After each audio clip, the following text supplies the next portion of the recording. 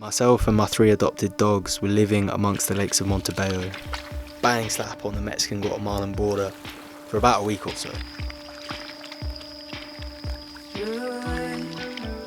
We've been doing a lot of reminiscing, being all dramatic and melancholic, feeling very, very lucky, a lot feeling happy, a lot feeling sad, a little bit of yoga, a lot of cold swims, collecting crisp packets, sunsets, and fun trips across the border into Guatemala.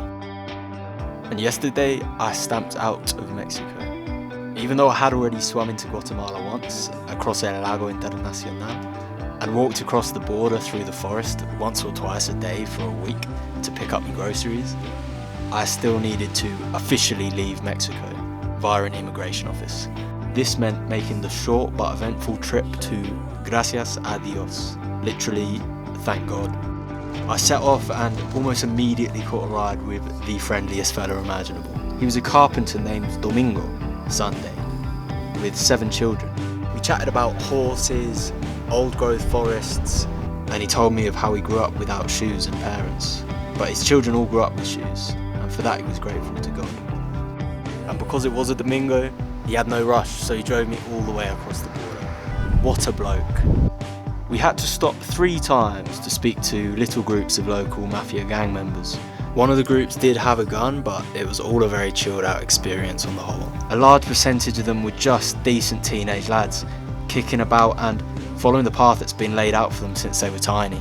They all clearly respected Domingo, and they were super friendly to me too, except on one occasion where a lad wearing an Arsenal shirt started singing some song about what he thought of Tottenham after I confessed that I was a Spurs fan.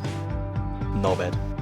We actually entered the border from the Guatemalan side, which was weird, as it meant I had to walk from Guatemala to Mexico in order to leave Mexico and then walk back into Guatemala to enter Guatemala. It really drives home that whole cliched idea of borders being these completely imaginary lines, you know?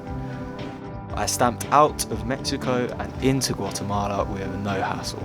Way, way easier than the horrors of some rural Southeast Asian border crossings that I've had to contend with in the past. Just then, Domingo spotted a bus down the road that was heading to the nearest city with an ATM, which I kind of fancied arriving to given I had no Guatemalan currency and I was feeling a tad hungry. The bus was moving nuts fast, but Domingo chased it down through the windy lanes until he could get close enough for the bus driver to be within honking earshot.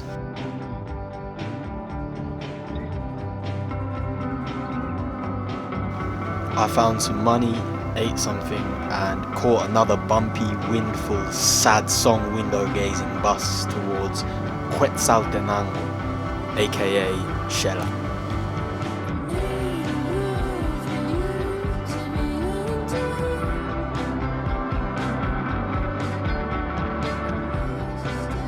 I spent my first day in Guatemala exploring this cemetery.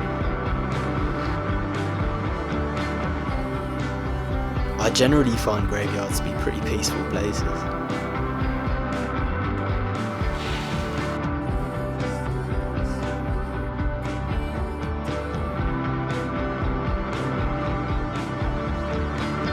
México, te amo. Regresaré algún día, pero hasta entonces, gracias a Dios, y gracias a Dios a México. Y aquí vamos con la siguiente aventura. Hola Guatemala. Estoy tan emocionado por lo que me enseñas.